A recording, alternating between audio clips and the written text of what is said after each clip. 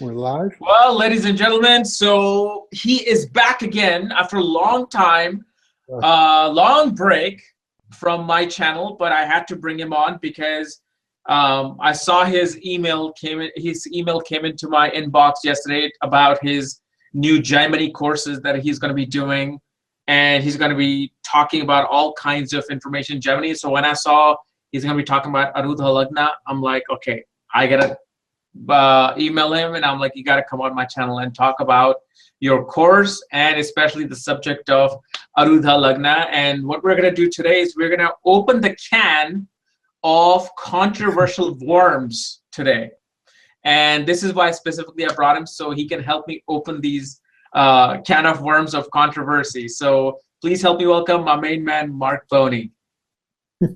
Thank you, Kapiel.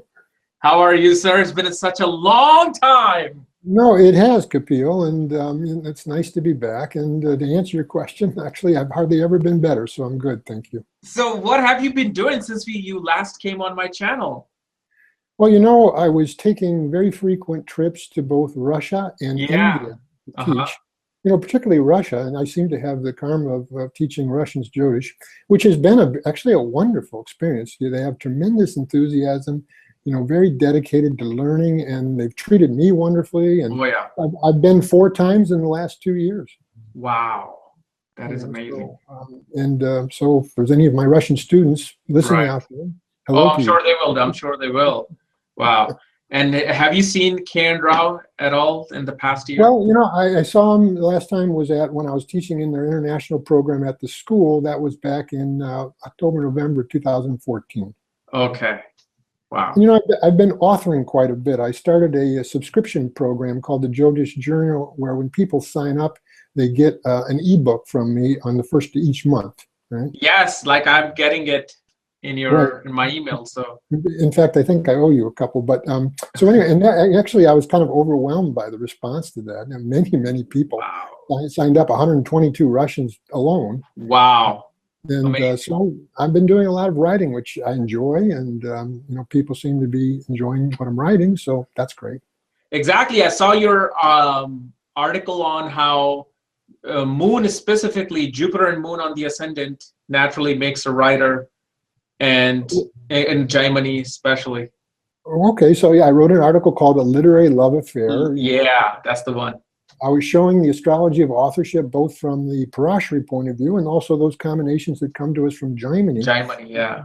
That incline a person towards authorship, and had a wonderful time doing it. I was a literature major as an undergrad, so I was using all the charts of these famous literary figures. Let me ask you, is your Jupiter 5th from Karakamsha? Yes. Yes? Yes, I knew it. Because if he did literature, I remember one time by Kendra, or it was one of his books, I remember 5th from Karakamsha creates a literature major. In fact, you know, I told you that story when we first met, where he just was seeing my horoscope in his mind's eye, and that's one of the things he said. You know, he said studied literature, which, you know, astonished me. And now I know when I studied Jaimini, I understand how he derived that. Yeah. Wow, amazing. So today I wanted to pretty much get into this, not debate, I would say, but in-depth explanation by you of what is Arudha Lagna, what is the meaning of Arudha Lagna, what is the use of Arudha Lagna, and why is it important, or is it important in astrology compared to other charts? So please tell us. Well, you know, I hope we can do that in an hour, but we'll give it a try. Yeah. You know, well, as you know, there's 2 terms used in Jaimini. They're synonymous: the term Arudha and the word Pada. Arudha Pada, yes. Right. So every house has, these terms are synonymous. They mean the same thing. Mm-hmm. Every house has a Pada. Every house has an Arudha, and the Pada or the Arudha is the Pada or Arudha of the first house. Okay.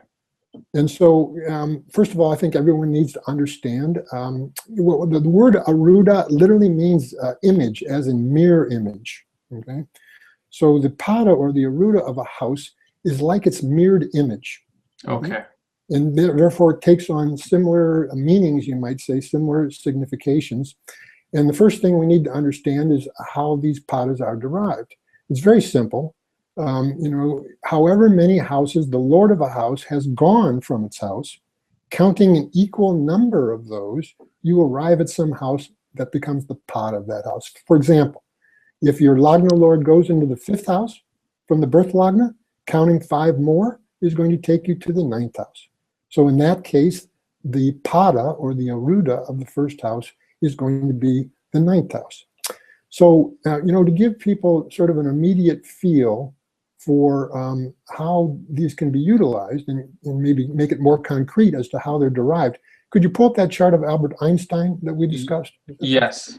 Let me see here. Okay. Albert. Is that the one you sent me, or? No, you said you had the chart. Yeah. I didn't send you that. Einstein. Okay, here it is. Okay. So let me share that, and here we go. Okay. All right. So if you see Albert Einstein's chart, you see that it's a Gemini Lagna, Gemini ascendant, right? Mm-hmm. And actually what I want to focus on for the moment is what would be the pada of his 7th house. Okay. Okay. So you put your finger on his 7th house, which is Sagittarius. Yeah. The ruler of Sagittarius, of course, being Jupiter. And you count how many signs forward in the zodiac, forward in the houses, Jupiter goes from its own 7th house. Mm-hmm. So you'll see that it's in Aquarius. You always count inclusively. So you're counting 1, 2, 3. You come to Aquarius. Then you count 3 from there, right? Yeah. Again, counting inclusively. So you come to Aries, right? Yeah. You come to Aries. So giving people an immediate feel for how padas are used in the Jaimini system, I must first explain that dashas, major periods, are not planets, which what most people are used to, but in the Jaimini system, they are signs. So exactly. instead of running, say, the dasha of your 16-year Jupiter period, you'd be running the period of one of the 12 signs. Yeah. So, when Einstein was a young man, I believe it was in January of 1903, he got married, right? And he was running in Jaimini's Charadash, he was running his Aries period, the pada of the 7th house. Wow, okay. So what I'm explaining is that when you're running the period of some sign, and that is a particular pada, events related to that pada, in this case, marriage, because it's a 7th house signification, can happen. Likewise, if you're of eligible age and you're running the sign period of the pada of the 5th house, you could have a child. Right? Yeah. Or if you're running the pada of the 10th house, this could be a period that could be significant in terms of career. So the pada is a mirror image of the house, that is, it has a secondary relationship to it. And in Jaimini, when you're running the sign of that particular pada, events related to those significations can happen. Is it clear? Mm-hmm. Okay. But now what we're here to talk about is the most important Arudha, the most important pada, which of course is pada Lagna, Arudha Lagna it's called, right? Right. And you're asking, well, how is this used? Well, in Jaimini in general, it employs several specialized lagna. In fact, the Jamna Lagna, the birth Lagna, is really not that emphasized. Wow. Your viewers, because I know you've talked about it, might be familiar with Karakamsha Lagna, right? Yeah. Specialized Jaimini Lagna. Right. Derived by seeing the planet with the highest degrees, its position by sign in the Vamsha, and then using that as a Lagna. Well, in the same way, Arudha Lagna is employed to see the chart, you might say, from a different perspective. But if you look in the Jaimini Sutras itself, on that section of the Jaimini Sutras dealing specifically with the effects of planets from pada Lagna, from Arudha Lagna, he starts out by talking about assessing financial potentials using the Arudha Lagna, right? Specifically. Right? Wow. Basically saying that by seeing planets either in or aspecting the 11th house, not from the birth Lagna, but from the Arudha Lagna, one can get a read on a person's financial potentials. Of course, this is a question that astrologers get quite frequently. Yeah. I think I've joked on your program before that when people come to astrologers, they're most interested in their money and their honey. Yeah. Right? They want to know about their finances. They want to know about their relationships, right? Exactly. You know this. Yeah, absolutely. And so this becomes an additional tool, you might say, among many within Jyotish to assess these financial potentials.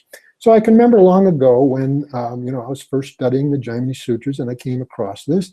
Naturally, I'm thinking, well, gosh, let's test this idea. So, I had the charts at that point of a number of billionaires. And so, I started looking at this from that point of view.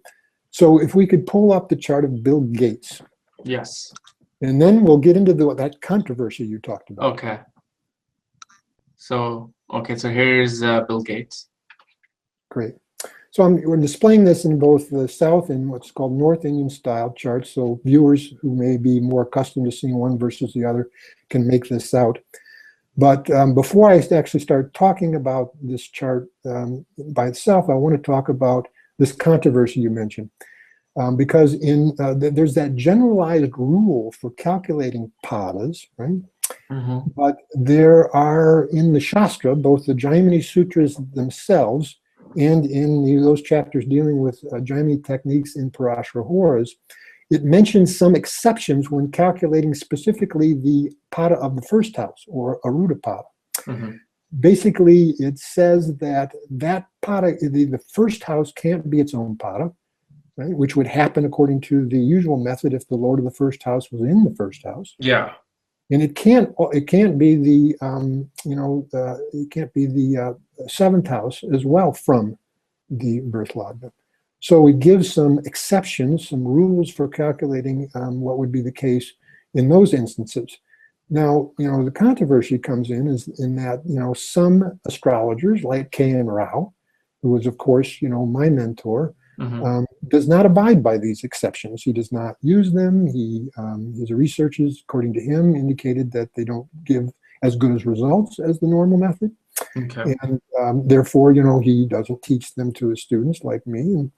And when I became aware of the sort of discrepancy, I asked him directly about this because they are given in the Shastra, and his response was typical of him, meaning, I'm a researcher, I researched this, and I didn't feel they were giving as good a results as the other method.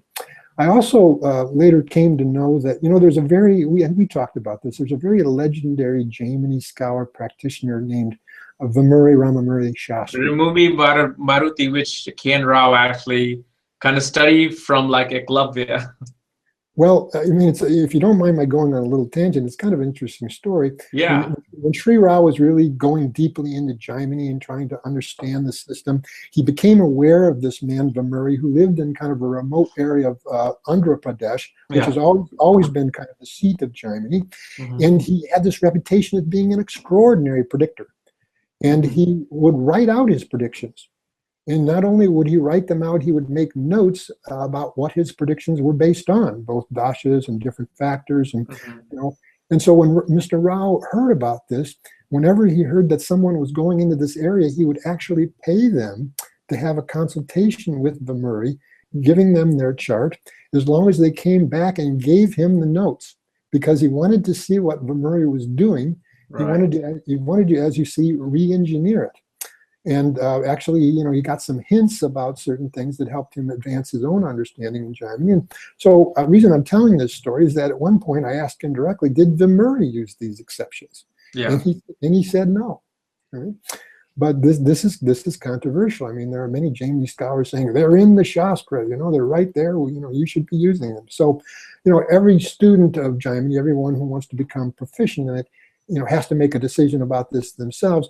Initially I followed my teacher example simply out of deference to him and his credibility with me, because I saw how well he could predict. But now, 23 years later, I have my own experience, and I myself feel that not using those exceptions yields better results. Now let's look at the chart of Bill Gates, and maybe I'll show you one example of my researches, right? Yeah. So Bill Gates, his lagna, of course, is Gemini. So we see who the Lord is. The Lord is Mercury. We count how many houses inclusively Mercury has gone from the Lagna, and you can see that it's gone 4, right? Yeah. So if we then count 4 from there, it's going to bring us to Sagittarius, the 7th house, right? Yeah.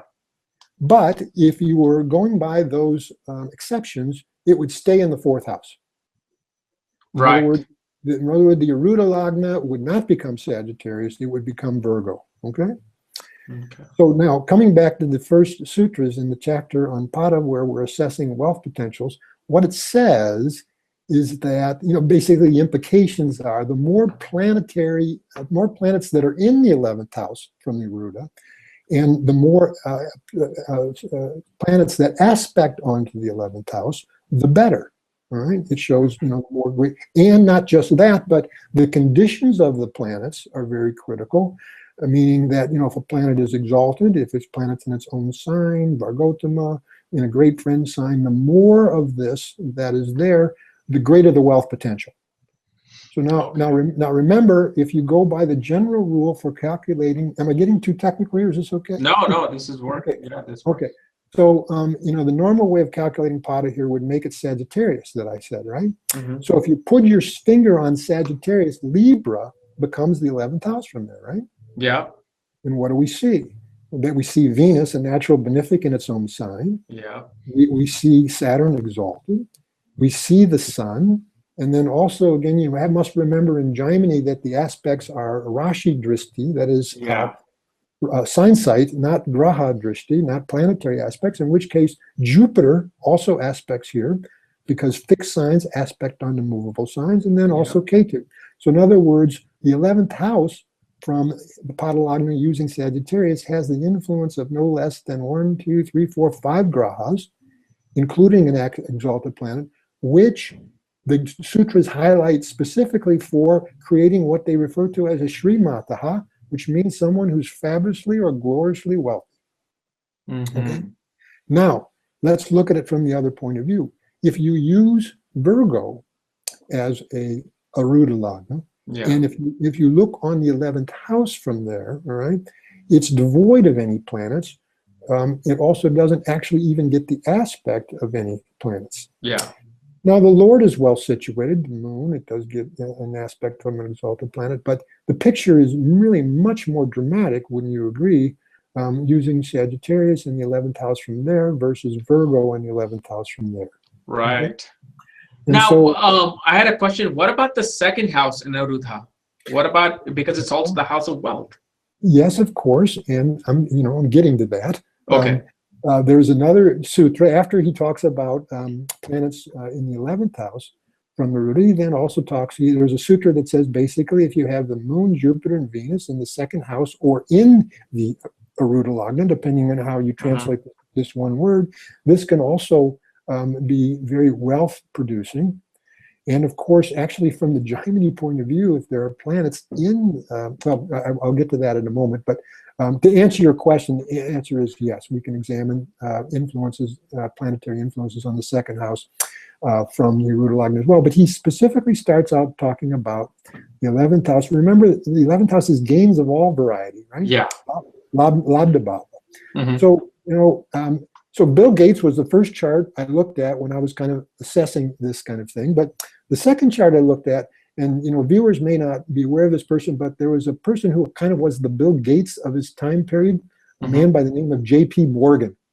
Oh, of course, everybody I think should know that. Most they should. Morgan Stanley, Institute and all that. But he was like as rich as Croesus. He was, in comparative terms, he was every bit as rich as Bill Gates. Yeah. You can see the spectacular Dana Yogas from a conventional point of view, but if you apply this idea of the Arudha Lagna, and here there's no controversy because his Lagna Lord is Saturn. Yeah.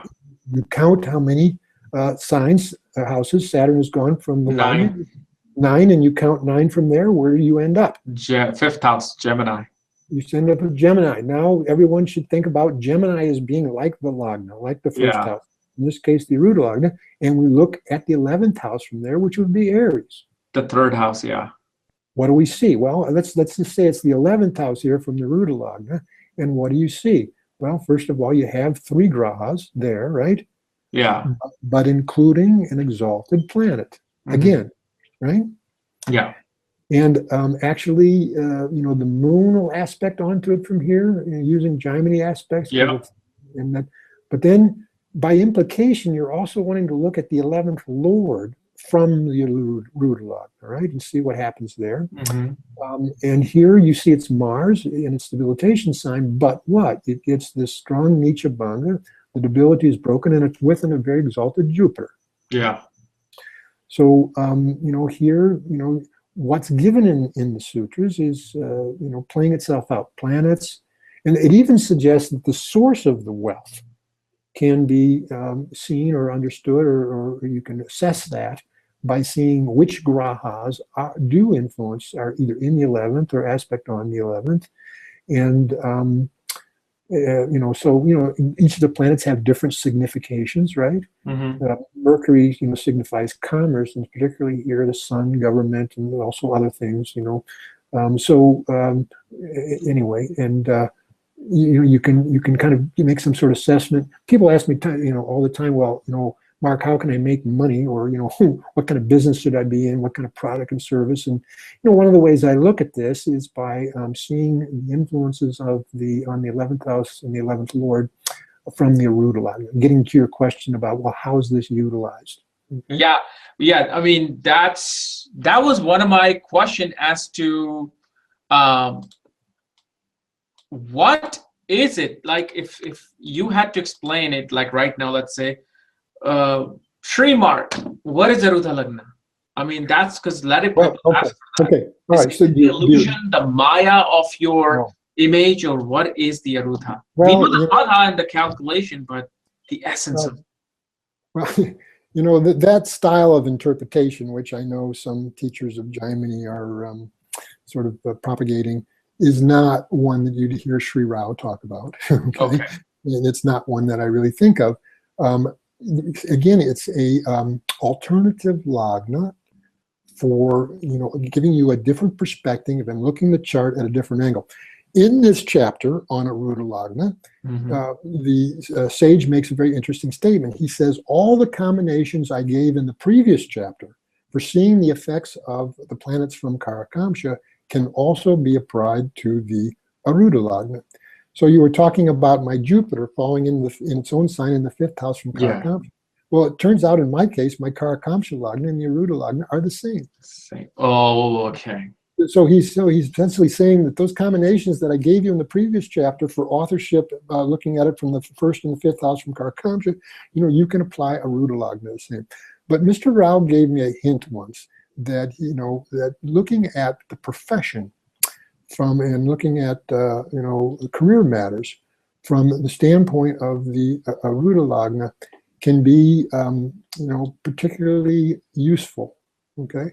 And, to kind of both gravitate to that idea and also the idea of wealth from the 11th house from the Arudha Lagna, if you could pull up the chart of Britney Spears. Yeah, let me do that.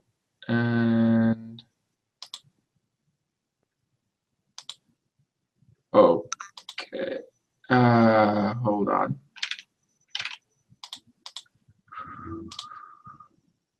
Let me go back to her details again. Sure. And while you're doing that, I hope you feel like I answered your question. In other words, what is the Arudha Lagna? Yeah, well, because there's a lot of like I have also learned where it is what people perceive you as, like what people, when they first meet you, what do they think of you? Well, they think of you based on how your Arudha Lagna is. So if you're this ascendant, they will think of you as this ascendant, as this image. Yeah. Well, again, I'm very familiar with that, and I'm familiar with the individuals who are teaching that. Yeah, and very profound individuals. Okay, but I'm just saying that there's not even any hint of that, in my opinion, in the Jaimini Sutras themselves. Okay. And it's not the way I think about it, and it's not the way I utilize it. It's not the way I was taught to utilize it. It might be very valid. I'm not saying it's not valid. I'm just saying that when I think and utilize the Arudha Lagna, that's not how I'm thinking about it. Okay. Any pada of any house has a relationship to the house from which it's derived. Okay. And can be utilized to predict that way, Just as I explained to start out with, if you're running the period of the 7th pada, you can marry. If you're so here's my next question before we go on Britney Spears. So we have our own Lagna, we have Chandra Lagna, we have Karakamsha Lagna, we have Arudha Lagna. I mean, did you ever feel confused by knowing what am I supposed to really, how do I know a person? Which one is the one that I should be really concentrating on? I mean, how were you able to just adjust to using these 5 different ascendants? Well, of course, Jyotish is always often compared to a vast ocean, and it's easy to drown in the ocean, right? Yeah. You can look at a chart from different perspectives. What I'm always looking for is some sort of confluence. That is how, indications from different perspectives show the same thing. I mean, the simple example of that is that, let's go back to conventional, Parashara astrology, angle trine combinations or Raja yogas. Right? Yeah. If those angle trine combinations existing from the birth lagna repeat from Chandra lagna, for example, or even from Surya lagna, you will find that they are much more reliable in giving Raja yoga effects. Okay? So, that's how, different perspectives can be integrated. Or if from one person, it just so happened that someone recently consulted with me who wanted to know about their prospects for being a successful author. Right? So, having just written this 100-page article, I felt pretty, confident about being able to give them feedback about that, given what I saw on their chart. And, both from the birth lagna, both from Chandra lagna, and from Karakamsha lagna, there was the definite potential of being a successful author. They had just written a book, but they, wanted to potentially produce more. And since they're running periods that also are configured in Raja yogas, it seemed very apparent to me that they would be able to have some level of success. Right? I could be very encouraging.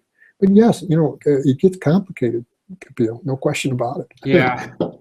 Now, some things, some lagnas are particularly good for seeing different perspectives. You'll find Sri Rao. Often, he was really masterful at kind of looking at a person's chart and telling them what subjects they had studied. That's a very difficult thing to do. Just like he did for me. Yeah. Well, first of all, his researchers were very good at finding out, what the planetary signification was of different subjects, right, and updating them in the modern context. But then he really liked to look at that question from the Karakamsha lagna in the birth lagna. And this is what he exactly did with regards to my chart, and was able to make a very accurate statement about that. And so, young people approach me and they maybe have some question about, pursuing a certain line of study. They're in college, or they're about to embark on college. And, I try to, be helpful and give them some feedback as what their chart, in keeping with their own interests, tend to suggest. So, different lagnas can be good for different things. Ever since I discovered that Jamie, particularly wants us to see wealth potentials from the Arudha Lagna, I utilize that. And, upcoming here, I'm not sure when, in 2016, I'm going to be doing a webinar on seeing all the different techniques for assessing wealth potentials. And of course, this would be one of them that I'd be utilized. So, I hope that's the best way I can answer that question. Yeah. Well, here's another, it's not really it is a way of question, more than a challenge. But in your 20-year career, let's say the 20-year experience you have, and if you were to only just, let's say, use Parashara and nothing else, do you think you would be at the level that you're at with your predictive accuracy if you only were to use Parashara? Or do you think that it is extremely vital to have the knowledge of Jaimini with Parashara? Because, certain astrologers are strictly Parashara or strictly Jaimini. Well, I think my opinion about that, Kapiel. I think, knowing both systems and having proficiency of both systems is exceptionally powerful, because they're completely different. I mean, the question that comes up all the time, when will I marry? All right. To be able to look at that first in the Parashara point of view, but then in, the Jaimini point of view, using the Darakaraka, the planet with the lowest degrees. Yeah. And seeing how those periods might line up. I was just doing, I got feedback from this morning from a gentleman I consulted with me in 2014, where I'm using this teak, and he's going to India to have his marriage fixed now in the exact time frame that I had indicated. And so it's to be able to see the confluence. Okay, it looks like this could be a relationship-giving period in Parashara. Now let me look at Jaimini and see if it's, there's overlap that way. And if there is, I feel much more certain that I'm on solid ground about what I'm seeing. Now, is there incidents where Parashara shows the time, Jaimini doesn't show the time, but they do get married in the Parashara time? Has that happened ever? Well, I'm sure you could find instances of that. Sometimes an event shows up more clearly in a particular system and in a particular dasha. Okay? Yeah. Because there are many, many Parashara dashas. There are many, many, exactly. Jaimini dashas. Kapiel Raaj's method, and I've emulated it. If I'm really probing deeply into a question and I have the time, I'll apply at least 5 dashas, 2 Parashara dashas and 3 Jaimini dashas. One specialized just based on the Navamsha, calculated on the basis of the Navamsha, and only interpreted in the Navamsha. It's the Navamsha dasha.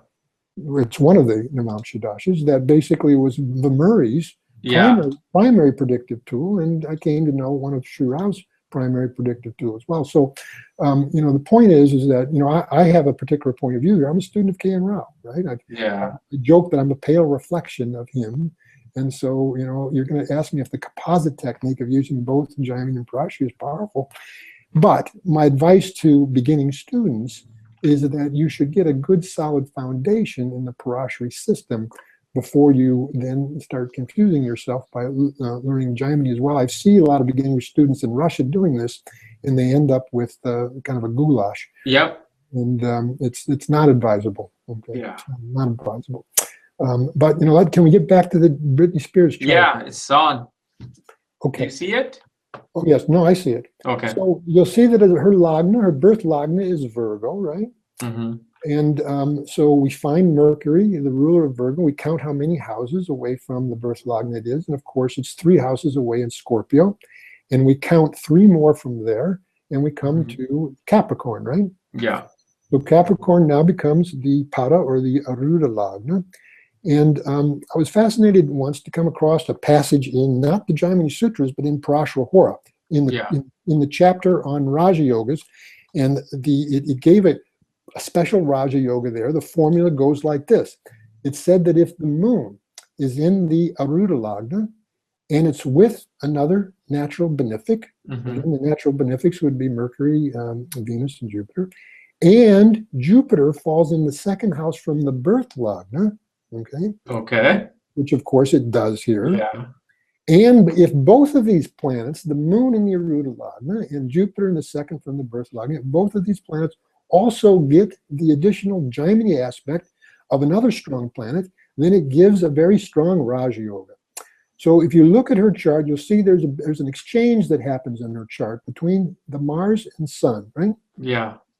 And of course, my point of view about this, and I talk about it all the time in my articles, that when planets exchange, they can give the results very strongly, almost as if they're in their own sign. Wow. So let's consider Mars, very powerful here, and it makes a Jaimini aspect both onto the Jupiter in the 2nd house from the birth Lagna, and onto the moon in the Arudha Lagna, and of course the moon is with another natural benefic, Venus, who also happens to be very strong. It's in that Vargotama condition where it's in the same sign, both in the birth chart and in the Navamsha, right? Yeah. So these form this very special Raja Yoga. And what was very interesting, she first came to great fame and great success and great fortune in her Scorpio period, in Charadasha, one of the main primary dashas used in the Jaimini system. Okay. And but what I want you to see before I go in that direction is that, if you just looked at Britney Spears' birth chart from the birth Lagna, you'd be hard-pressed to see her career as a musical performer. Okay. Yeah. Just look at it, Kapiel. Just isn't real obvious, right? Yep. 10th Lord in the 3rd house, Jupiter and Libra looking at the 10th house with Rahu. I mean, Venus, moon in the 5th house. I mean, yeah, it's right there. You could see some creativity, but if you look at it from a Arudha Lagna, right, then you see that there's the aspect of Venus, Jaimini aspect, both on the 10th house and the 10th Lord from Arudha Lagna. You follow? Wait, Venus aspect on 10th, 7th, 8th, 9th, 10th. Well, these are both mutable signs, so. Now, wait a second. I may be. I don't think it'll aspect the 10th from it. I'm looking at that. Actually, that's the case when she's running her Scorpio period. Okay. I take that back. I'm sorry. No problem. I'm looking at it in the North Indian style chart here, and I don't normally, read. Oh, yeah. From Scorpio, it aspects the 12th house where Leo is. Venus. Right. Yeah.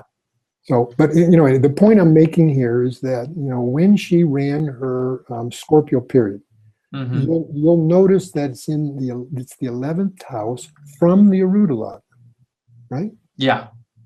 And it contains 2 planets, one of which is a Vargotama sun. Yeah. And that sun is also involved in an exchange. You see that? Mm-hmm. And those planets in the 11th house from the Arudha Lagna, Capricorn, also get the aspect of the 2 planets in Capricorn itself, Venus and the moon. Yeah.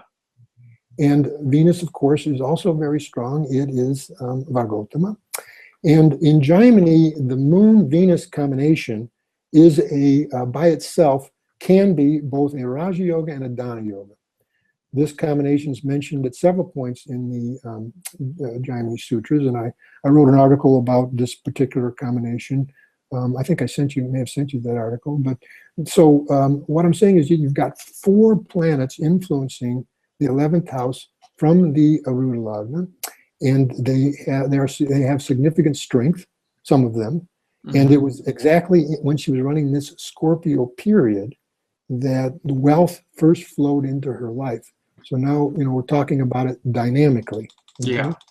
If you go back to, I'll just mention this. If you look at when the wealth first flowed into Bill Gates's chart, it's when he was running his Sagittarius period from where it's the Arudha Lagna, from where you had those planets in the 11th house from there, right? So I'm looking at, how this can be timed as well.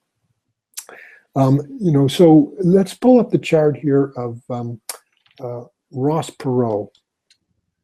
How we doing time wise? No, we're good. We're good. So share screen. And Ross Perot. Actually, since I saw Deepak Chopra, pull up Deepak's. Deepak Chopra too.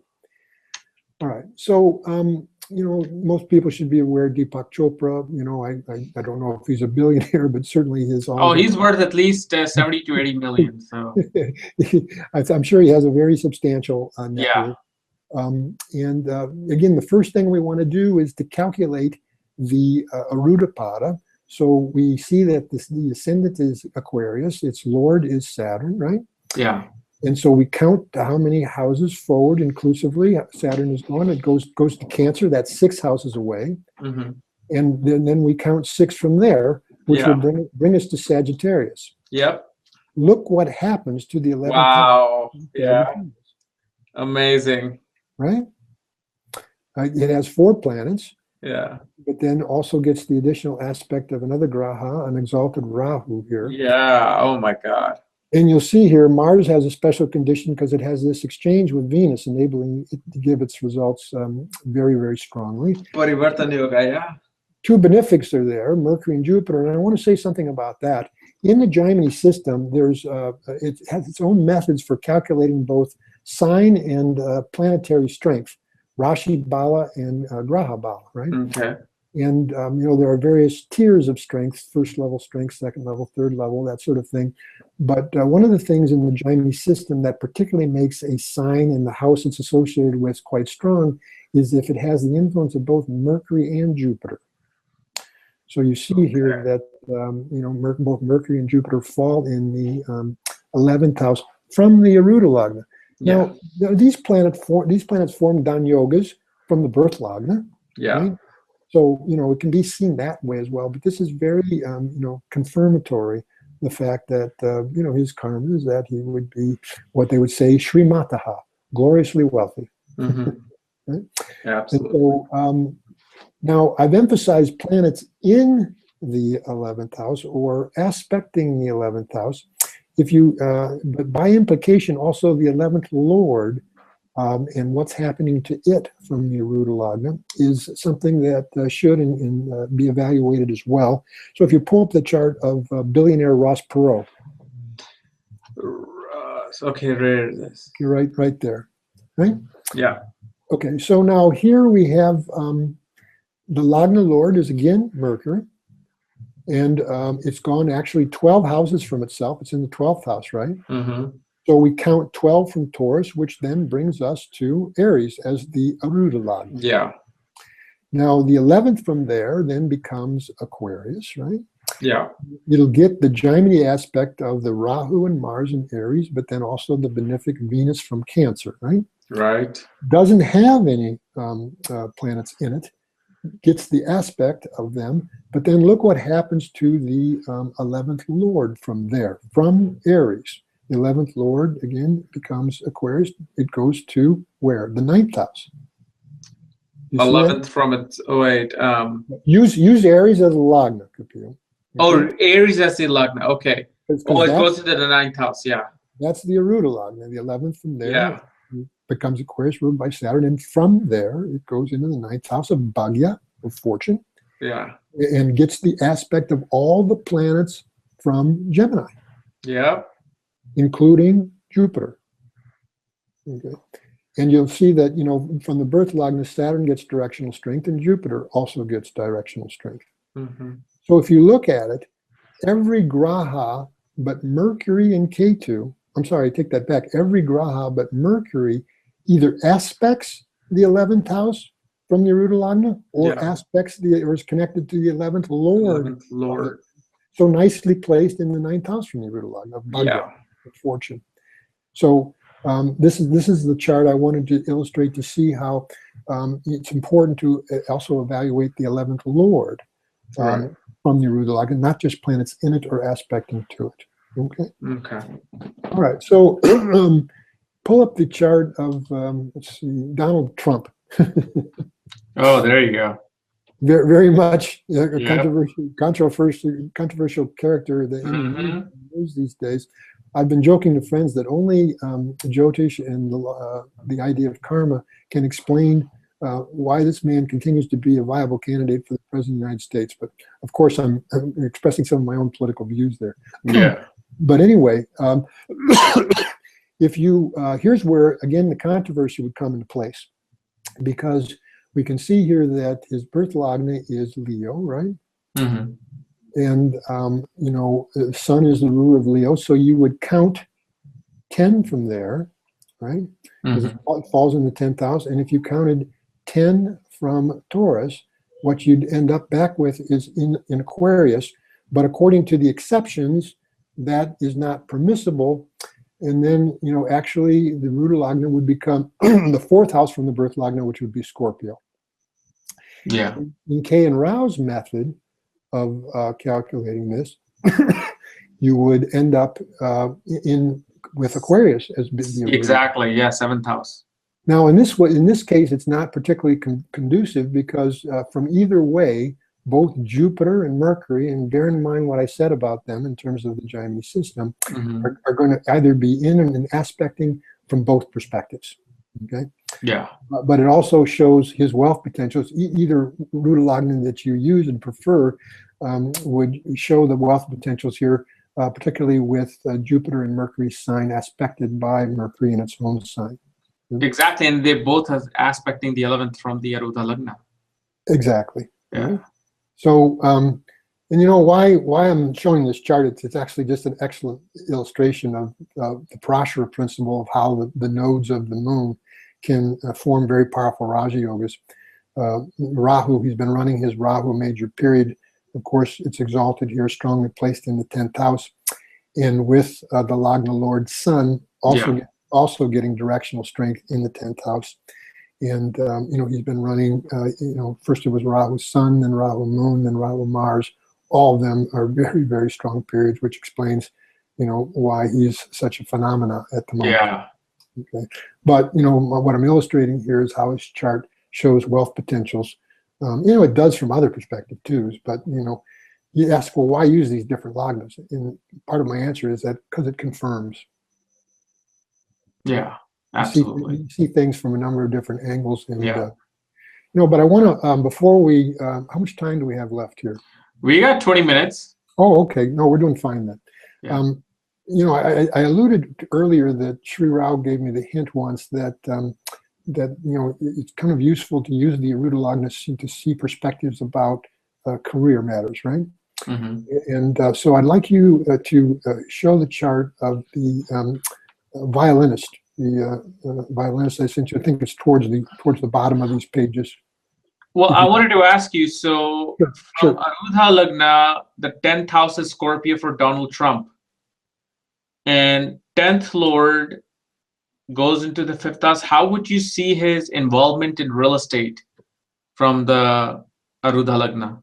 Even though we know that Mars rules the 10th house and is the Karka of line and real estate, is that the only thing that you would be seeing, or is there anything else? No, I don't have my own program up here. I don't know who the MK is here. The planet with the 4th highest degrees. Oh, Matrika. Okay, right. Okay, never mind. Comes into play, but I hadn't thought about that. Give me, I can get back to you. But, so who's violins? Well, actually, let's look at this chart here. This is a chart of a woman well known to me who is a classical violinist, violin soloist. Mm-hmm. She's a musical educator. She holds a faculty position at a very prominent music school, and puts on very innovative educational concerts and so on and so forth. Her whole life has been about music, in music education. And again, if you look at now, there's Saraswati Yoga here. From the conventional Parashara point of view, right? Mm-hmm. So that from the conventional Parashara point of view can well account for her inclination and career in the arts, but you don't see any influence of Venus on the 10th house or the 10th Lord from this perspective, right? Yeah. But if you calculate the Arudha Lagna, her musical career and her career as a musical educator actually becomes quite apparent. So her Lagna Lord is Virgo, right? Yeah. So Mercury again is the Lord. We count to how many houses Mercury is away, and it goes to the 5th house. Counting 5 more from there, we arrive at Taurus. Yeah. Taurus now becomes her Arudha Lagna, and who's the 10th Lord from Taurus? It's the Aquarius sign. Right. Which is Saturn. And who's Saturn with? Venus. Exalted Venus. Yeah. Exalted Venus. And of course, these planets are falling in the 11th house from the Arudha Lagna. And exalted Venus. Wow. And it's with 2 other planets, and it also gets the aspect of Jupiter and Moon, yeah. So now this person is not gloriously wealthy. They're certainly, her and her husband are certainly fall in the category of what I would call very upper income bracket. But interestingly, she's always surrounded by extreme wealth, not just moderate wealth, but extreme wealth in terms of the circles that she moves in, people that she associates with, very, very upper strata, mm-hmm. socially, economically, that she ends up benefiting home, using their fabulous vacation homes and exotic locations and things like this. So in a way, she enjoys a lifestyle that very much would suggest the idea of the word used in the Jaimini Sutras, the Sri Mataha, or someone who's quite wealthy. And this is clearly seen from evaluating the 11th house from the Arudha Lagna, but also seeing how the 10th Lord is with the exalted Venus from this Lagna, suggests the musical career that is not real apparent from the birth Lagna. Let's look at the chart of the... I had another question. Sure. Sorry, so, I start to get wound up here, and so. Yeah. What I wanted to know was do you also use Amatya Karka for career? Well, of course. Okay. So, I mean, does it ever conflicts with the 10th house from the Arudha and Karakamsha, while Amatya Karka might be saying completely different story? Well, here in this case, let's just use this example. Yeah. Her Amatya Karka is the moon. Okay. And it's getting the aspect of no less than 5 grahas, including the exalted Venus. Right. Okay. Okay. Venus actually becomes the BK, like unto the 3rd Lord, and is going to be very involved when a person's giving performances. Patrikaka, yeah. Okay. I have, in my researches, so many performers, whether they be musical performers or whether they be actresses or actors, have a connection between BK, the planet with the third highest degree, like unto the third lord of performance, and the Amatya Karaka, which is like a 10th lord, is an indicator of career matters. So you'll find that combination very, very frequently. At some point, I'll publish my research on that. Okay. I haven't done it then. But to answer your question, I mean, of course, you're using the Amatya Karaka, you're using Jaimini Raja Yogas. I'll give you an example. I actually had predicted that this woman would, when I met her, she was kind of like she would have considered herself sort of a failure at that time in her life. Her musical career was not really taking off. But I saw that she was coming up to her Charadasha of Sagittarius, containing her Amatya Karaka, right? Yeah. And Sri Rao, in his books, predicting through Jaimini's Charadasha, highlights when a person is running the period containing the Amatya Karaka, particularly if it has strength. Hers is Vargotama in this case, or moon's Vargotama. And particularly if it's configured in Jaimini Raja Yogas, you can see here that Saturn's the AK, planet with the highest degrees. Yeah. So that's a very strong Jaimini Raja Yoga. Yeah. Multiple Raja Yogas here. So I saw that the Sagittarius period really showed the potentials for her raising up, and it happened. It happened. And now I've predicted when she runs her Pisces period, it'll even be better. Wow. So, I mean, I know we're running with the time limit, but it's okay. But I just wanted to also know, if, let's say, Bill Gates made his billion in one Charadasha, does that mean that if he goes to another Charadasha, which is not as strong, he will no longer be making his billions? No. The potentials are there. The static potential has to be there. Okay. And of course, it's going to be more activated in certain, but what you'll see, and this was the case in Gates's case, he'll be running consecutive dashas, where one dasha after the other, produces really good to spectacular results. And then some less so in some others. It's like when you see, people, I was looking at the career of the British actor Michael Caine, that spanned over decades, and Sean Connery, 5-6 decades. And it's because they were just kept running periods that, activated these, powerful yogas for success and fame in their charts. And but those are unusual. Those are extraordinary horoscopes, right? Okay. So, getting back to the career thing from the Arudha Lagna, show the chart of the airline pilot. I think it's just above it or below that. Yeah. Back in the 90s, Sri Rao was in a class where he shared a very interesting research. He'd been getting the charts of a lot of people who work for airlines. Right? So he was wanting to see what combinations in a person's chart, what factors contributed to them having a career within the airlines. And what he discovered is Rahu plays a very, very significant role. Rahu rules space, normal space, and also cyberspace. And so, he saw that Rahu was coming into play to a large degree. Now, this person is an airline pilot, right? And again, if you look at his chart from just the conventional birth lagna Parashara point of view, why he would potentially have had a lifelong career as an airline pilot would not be real apparent. But now let's calculate the Arudha Lagna without exceptions, because his Lagna Lord Venus goes in the 4th house from Leo, or goes in the 4th house of Leo. Counting 4 more from there, you arrive at Scorpio, right? Yeah. So make Scorpio the Arudha Lagna. Who becomes the 10th lord from Scorpio? Sun. Who is Sun with? Rahu and Mars, engineering and machineries and airwaves. Yeah. So from the Arudha Lagna again, it's showing up. Now I'm going to actually use my own chart, if you don't mind. Sure, love to. Illustrate something. There you go. I like to refer to this as my horoscope, not my horoscope. Hey, you got Saturn in the 11th from the Arudha. but it also gets the aspect of Jupiter in its own sign. There you go. Hey, you got money, man. Well, I've been. Where's your Bentley? Well, It's my BMW, not my Bentley. Oh, I like that. So, I have been, blessed in my life to live a pretty prosperous life, Yeah. But one reason I want to show this is that, again, calculate the Arudha Lagna. Mercury is the Lagna Lord, right? Yeah. It goes to the 8th, Aries. Yeah. Counting 8 from there brings us back to Scorpio. Yeah.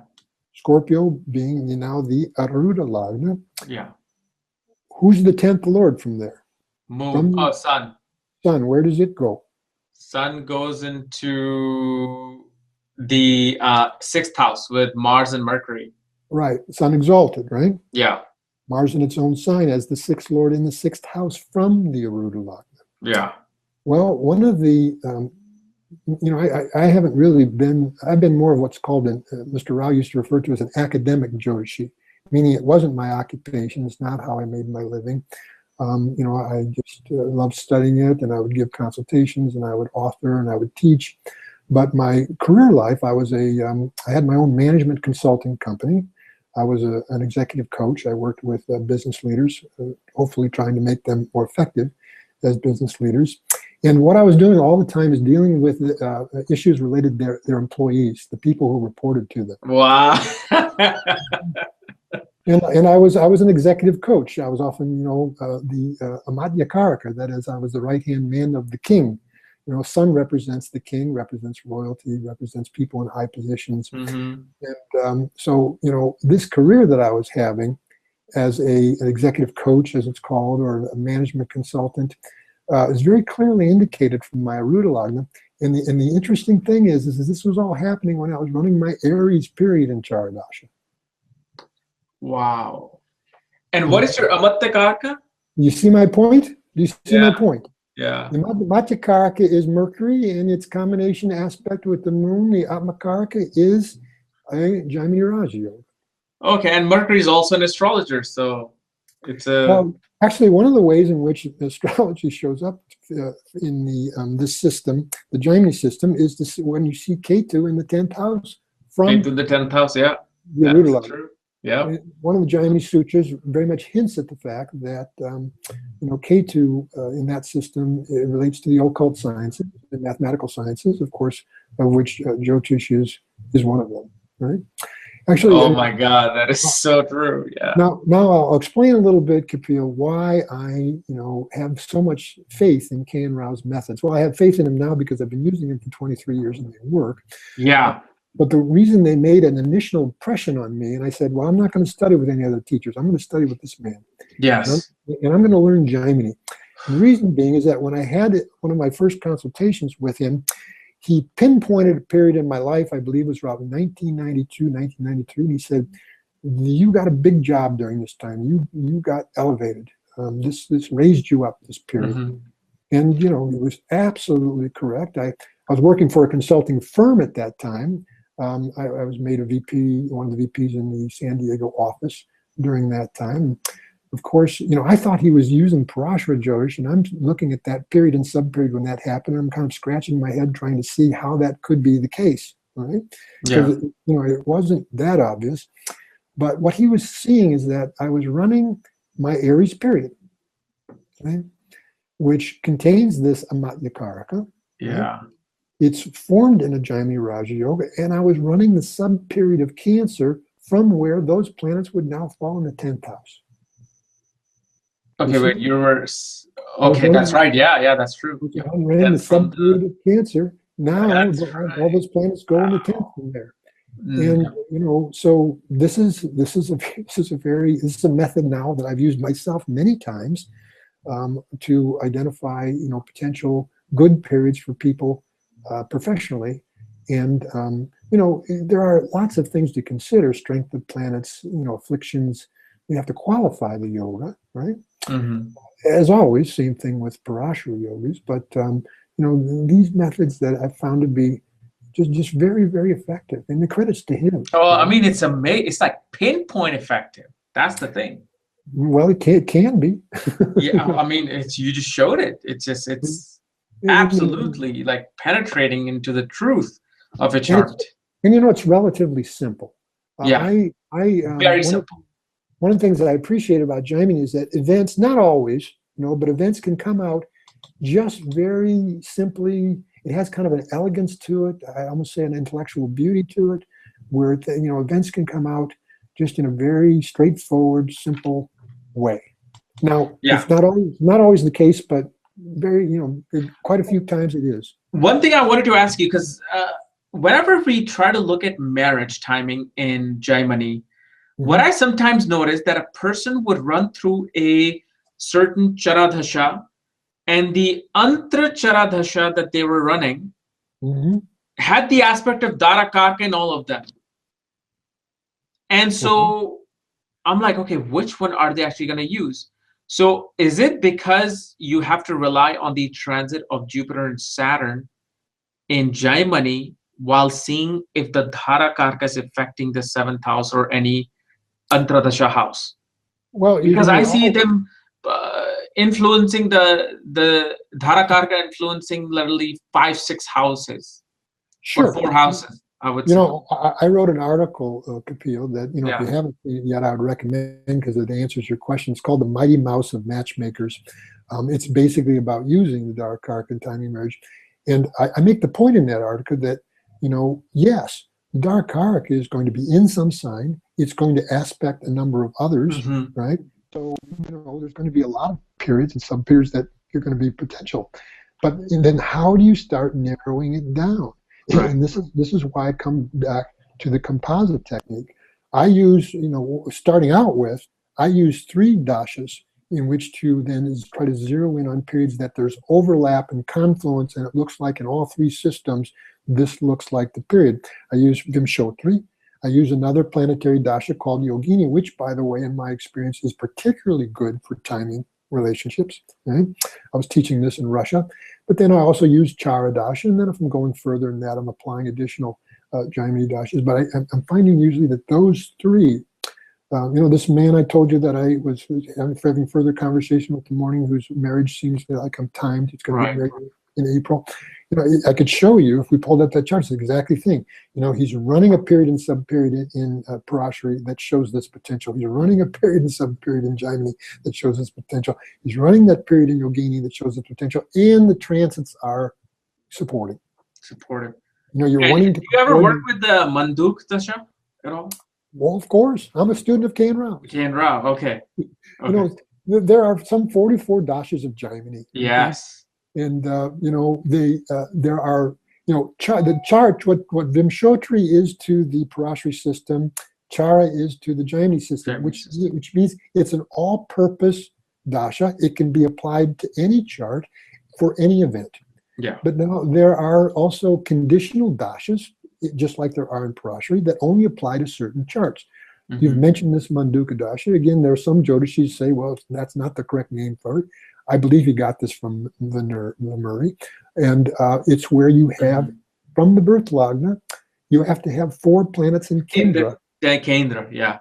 When I was predicting that Barack Obama would defeat John McCain in that presidential U.S. election, I was applying Manduka dasha to his chart because it has 4 planets in the lagna. Yeah, Jupiter, Saturn, Mercury, and Sun are in Kendra. You know his chart. So because I got the book of K.R. Rao, Manduk Dasha, and I read it in one sitting. And that's where I saw the special application of whenever you have 4 planets, to use that. And then you have specialized dashas that are seeing for specific events. Yeah. Something called Nirayana Shula dasha is particularly good for seeing misfortunes. Narayana Shula dasha, yeah, okay. For example, all right? And then there are some Ayus dashas that are used specifically to see, longevity and see when a person might pass.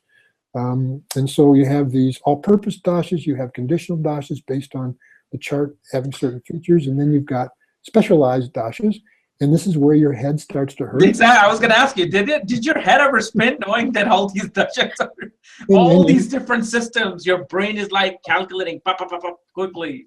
And that's when you start drowning in the ocean of Jyotish, and that's when you go to your meditation seat and you sit down and you meditate. get down balanced again. So absolutely. So let's see. Was there anything else I wanted to talk about? No. Well, I mean, my thing was today was the Arudha Lagna, which you clearly explained to us. Next, I would love to tackle Karakamsha. I mean, in your opinion, would you recommend, if let's say somebody asks you, I want to either work with Arudha Lagna or Karakamsha, please tell me one. Which one would you more emphasize on? Well, the sage himself really emphasizes Karakamsha Lagna. Wow. 121 sutras in the very brief Jaimini sutras are devoted to the effects from Karakamsha. Of course, he's saying these same effects can be seen from Arudha Lagna, and he mentions Karakamsha Lagna first. And of course, the Atmakaraka is the most important among Karakas. The Lagna is based on this, so that's a clear answer to that question. If I'm going to really just emphasize one to begin with, and keeping things less complicated, I'm going to use the Karakamsha Lagna. Some of the combinations in there just come out so brilliantly. You saw that the Jupiter falls in its own sign in the 5th house from my Karakamsha. And there's a Jaimini Sutra that says that if you have this combination, you'll study Veda, you'll study Vedanga. Of course, well, I have that too. So here I am writing books and studying Vedic. So you know what I'm talking about. It says the word that's used, they'll become a sarva vid, which means you'll have an all-around good knowledge of things. And I've blessed my parents. They sent me to great schools. I was able to get a good liberal arts education. And I have this Jupiter in the 5th house from my Karakamsha in part to thank for that. So, I mean, would you still apply the same principle, like 11th from Karakamsha Lagna would produce wealth, just like Arudha, or no? A Lagna is a Lagna, right? Okay.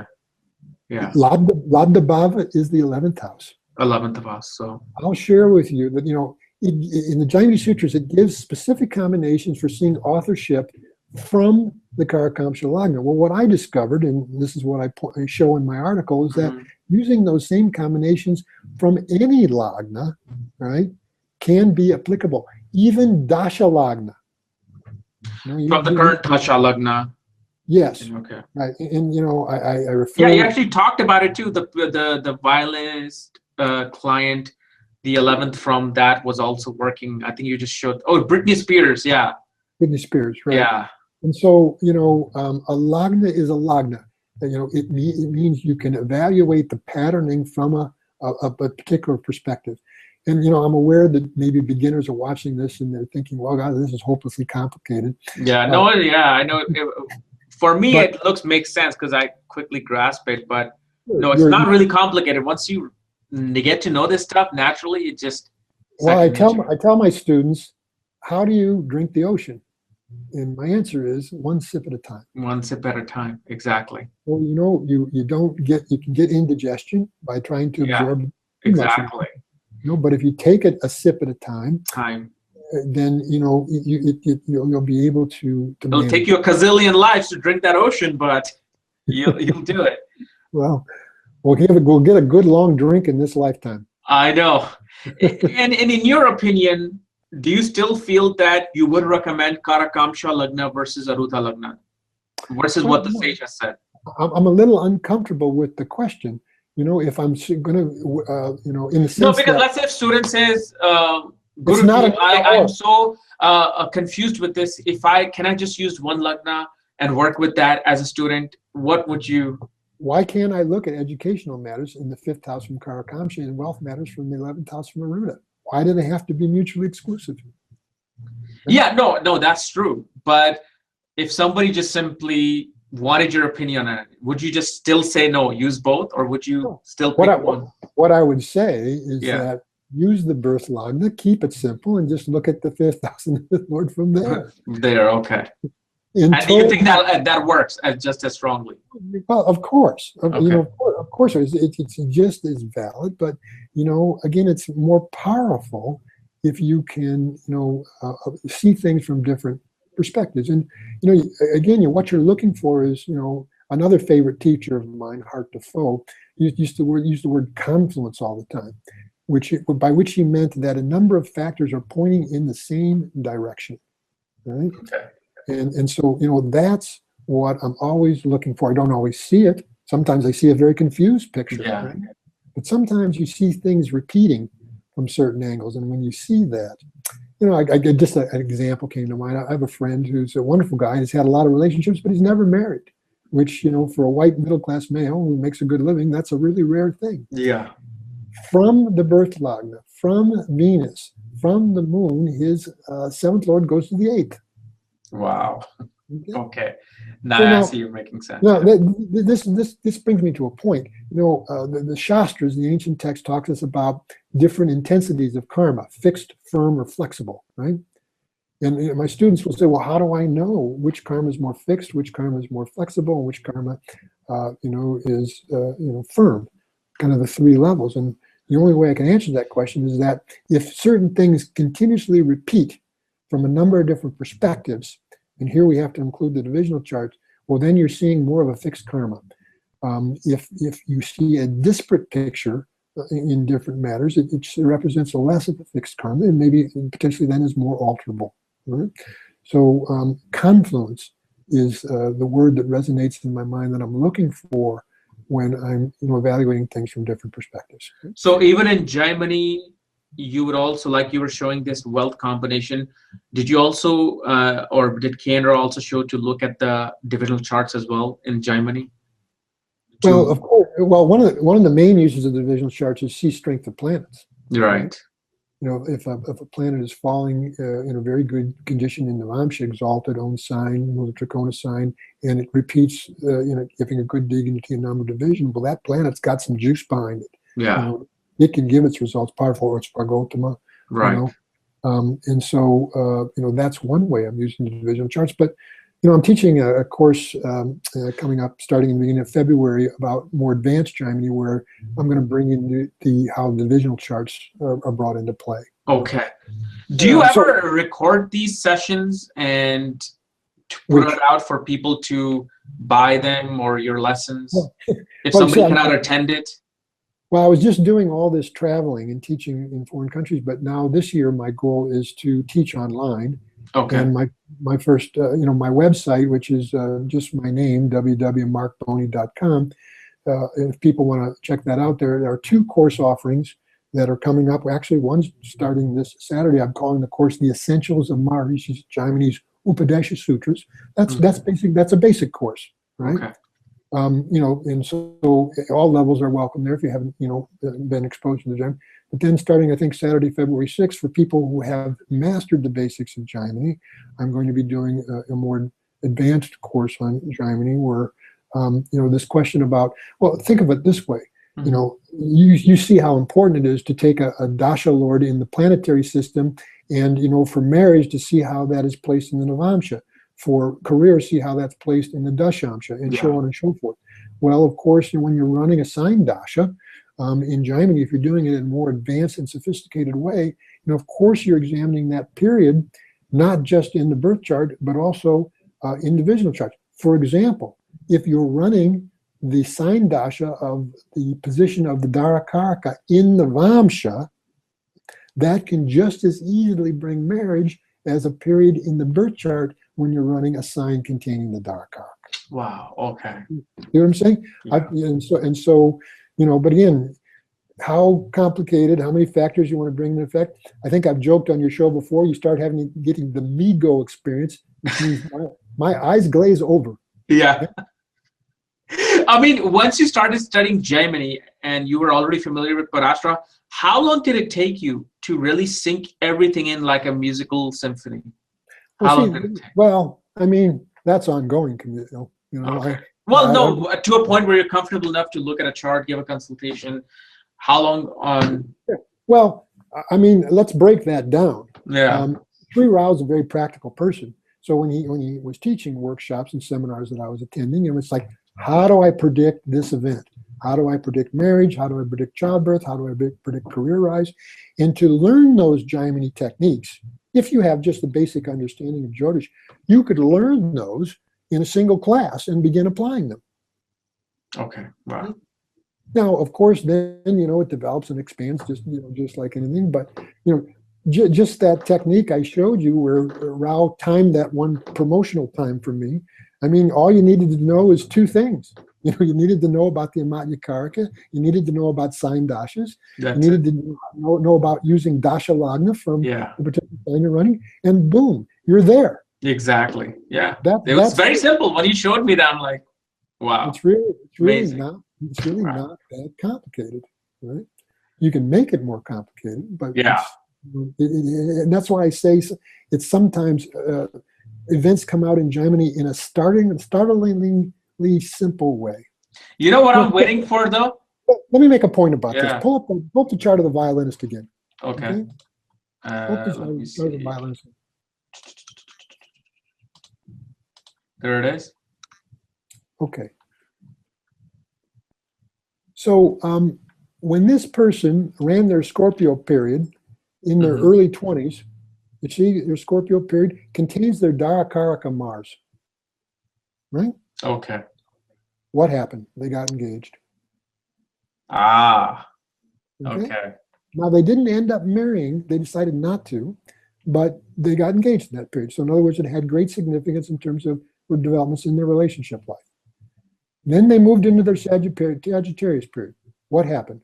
We saw it's got the Amatya Karaka, it's got the Jaimini Raja yogas. They became very successful in their career. Now come to the next period, Capricorn. It happens to be the 5th house of their birth chart. It happens to contain the planet with the 5th highest degrees, the Putra Karaka, Mercury. What happened? She had 2 children. Oh, wow. Right? I predicted these things. Yeah. And then she went to her Aquarius period. It has her Yati Karaka, significator of relations meaning like your in-laws or your cousins, and so on and so forth. Oh, I never heard that term before. Yati Karaka. Yati Karaka, Yati Karaka, right? And planet with the 6th highest degrees. Oh, you mean Ghatani Karaka, you mean? Yati Karaka. It's the JN sound. Oh, okay. I see. Ghatani Karaka. Okay. I thought you were talking about some completely new Karakas. Okay. Never mind. No, it's the planet with the 6th highest degrees. Okay. So what happened during this time? It's a funny story. Her and her husband own a kind of a resort home in a very popular ski location, Steamboat Springs, Colorado. And of course, as soon as they obtain this, guess who wants to come and visit them all the time there? Their relations. Wow. Amazing. So, her relations, her in-laws, and particularly her relatives, she started seeing them, and they were a more prominent place in her life during this time. It had some more unsavory type of indications because, the GK carries all the significations of the 6th house. But see how from there the 10th house becomes very strong. If you use Dasha Lagna, right? Yeah. If you use Aquarius as a Lagna, now the 10th house becomes Scorpio. Mars is there as the 10th lord in the 10th house, right? Yeah. It's the DK. It gets the aspect from Mercury. That's the PK. That forms a Jaimini Raja yoga. I told her that her career would continue to flourish during this time, and it has, based on seeing just these simple factors. Beautiful. I mean, my God, you just make it look so easy. It's amazing. Well, actually, what I'm waiting for? I was saying earlier, you know what I'm waiting for? I'm waiting for a book by Marc Boney on Jaimini Sutra. Well, I've been actually these courses I'm going to do. I'm giving an original translation and commentary on the relevant sutras, and every lesson, it's 8 lessons, both in the beginning and the advance, are completely, fully articulated, written out lessons, just like my articles. You've seen those. This will be my book when I'm finished. Oh man, you gotta let me know the date it comes out. We'll announce that, because I think that particular Jaimini book, I feel it's going to be the most beautiful, simple book, and it'll be like, boom, just right there. It's an injection into your cranium by Marc Boney, like doctors operating that day. Well, just like today. That's kind of you to say that, Kapiel, but I just really have to acknowledge K and Rao. No, absolutely. I wouldn't know anything about Jyotish. Yeah. I certainly wouldn't have been inspired to study it the way I have without him. And so, you know, he's the person that gets absolutely. I mean, he's the Guru Tattva of KRSchannel just is over everybody. The gratitude. Actually, one of my main purposes in life now is just to share with others what I learned from him. Yeah, so that's why I'm focusing on. I'm so glad I'm helping you do that. So. Well, and I thank you for that. Okay. No, thank you for coming on my channel. So it's been a delight, and I'm pretty sure I'm going to bring you back again, and we're going to talk about more simple, beautiful art of Jaimini. Well, I'd be delighted to do that. Thank you so much. I do want to emphasize that I teach all aspects of Jyotish, you know, all aspects. Yeah. I'm not just like a Jaimini specialist or anything, but I love Jaimini. No, I mean, you make me fall in love with Jaimini anytime you talk about it. I'm like, wow, that's it. Simple, beautiful. Just like life, you know, just. It can be. So, namaste to your audience. And thank you so much, sir. Thank you for coming, Guruji. See you again we'll see you soon. Bye-bye. Bye.